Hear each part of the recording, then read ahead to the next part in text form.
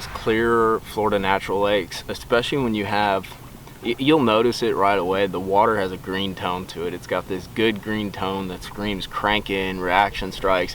You know, I got one jig color that just outperforms them all, and I love it, and a kind of a funny experience with it too. So about 3 months ago, I came out here and tried to go speck fishing, which was an absolute failure, but at the same time I kind of learned something. We ended up running some brush piles and catching a bunch of brim.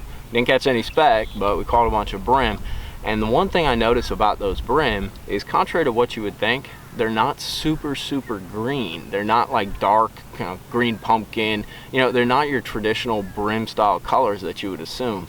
The one consistency all across the board I noticed with them though is they're all iridescent. They have this kind of reflective finish to them that sort of reflects kind of like a blue, white, depending on how you look at it, maybe even like a rainbow. And that's why when I'm making up my custom jig skirts, I got one right here. There's one color, there's one layer that I always incorporate into it, and that's Magic Craw. And why is that? Well, Magic Craw is kind of a unique layer, or a unique color in general. It's kind of a watermelonish green pumpkin, but it has an iridescent finish that causes it, when it hits sunlight or hits any kind of light, causes it to reflect kind of like a blue-white look to it. And what's great is that it kind of kills two birds with one stone. You know, these fish out here are either eating brim or they're eating shad, and they seem to be kind of divided into those groups. Obviously it crosses over from time to time, but that's one of those general rules that I have.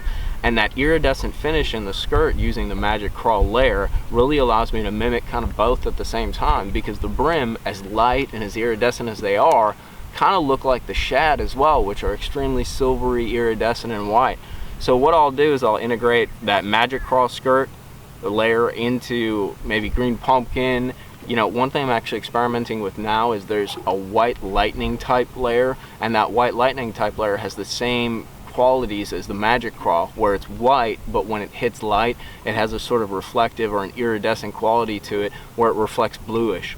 And you know, a lot of guys are kind of spooked to throw like whitish jigs unless they're sight fishing. You know, experiment a little and mimic the bait. That's really key. And those brim out here in that green, clear Florida natural lake water, when you're fishing deep, fishing piles, and fishing structure, you definitely want some Magic Craw mixed in there, and then experiment with some other layers. You know, I'd really recommend trying some of that white iridescent, mix a little watermelon in there, maybe a little bit of green pumpkin with some breakup, and you're gonna get a lot more bites because it looks exactly like what they're eating down there.